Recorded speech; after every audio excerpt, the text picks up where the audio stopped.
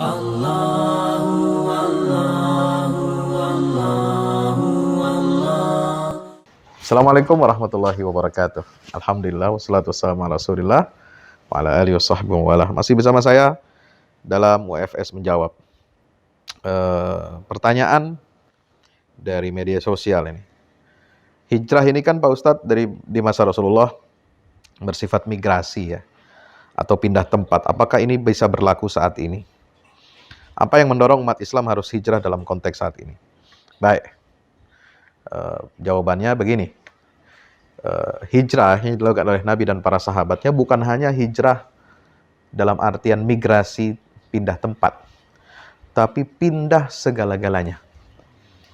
Ya, migrasi kalau hijrah dimaknai sebagai migrasi tempat saja, pindah tempat, maka berarti orang Ansor yang menolong Nabi di Madinah, ya, mereka tidak mendapatkan pahala hijrah. Nggak seperti itu.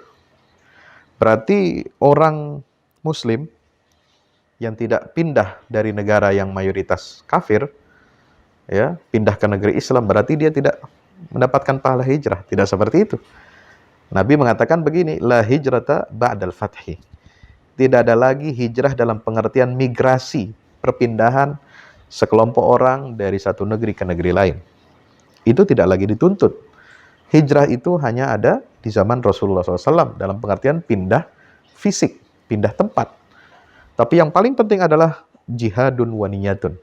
Semangat kita untuk berjuang meninggikan agama Allah dan niat untuk menjadikan syariat Allah Subhanahu wa taala sebagai rujukan utama kita dalam kehidupan.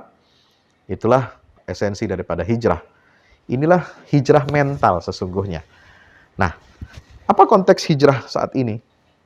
Ya, ada 4 implementasi hijrah saat ini. Pertama adalah hijrah i'tiqadiyah. Ketika bukan lagi pindah tempat yang dituntut dalam hijrah pada konteks saat ini, ya maka yang dituntut adalah hijrah i'tiqadiyah. Kita harus meninggalkan segala bentuk, segala macam akidah-akidah yang bertentangan dengan akidah Islamiyah. Yang kedua, hijrah fikriyah. Hijrah fikriyah ini adalah hijrah, ya, alam pikiran, meninggalkan pola pikir yang bertentangan dengan ajaran Islam. Yang ketiga adalah hijrah syu'uriyah, hijrah mentalitas. Mentalitas kita tidak boleh bergantung kepada kemaksiatan, kepada kemusyrikan, tidak boleh bergantung kepada kekafiran, opini-opini media ataupun finansial yang digagas dibentuk oleh sistem orang kafir yang mencelakakan umat manusia. Kita harus hijrah mental ini.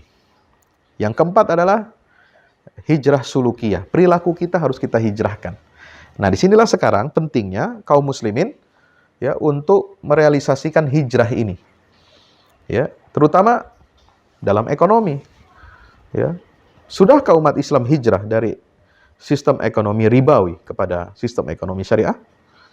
Sudahkah umat Islam hijrah dari sistem politik, ya, yang mengagungkan sekularisme, yang mengagungkan chauvinisme, menghalalkan segala cara, kepada politik Islam, politik santun, politik beradab, politik yang mendudukkan syariat agama Allah di tempat yang tinggi dan terhormat, menjadi rujukan dalam pengambilan keputusan politik, ya, itulah hijrah.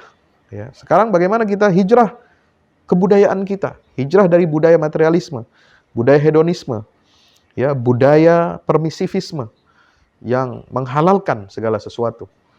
Ya, budaya itu harus kita rubah, kita bentuk, kita mapping berdasarkan alam budaya Islam.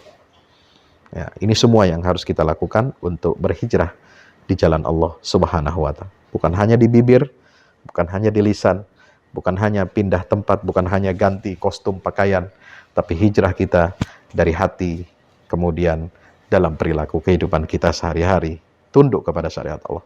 Wassalamualaikum warahmatullahi wabarakatuh.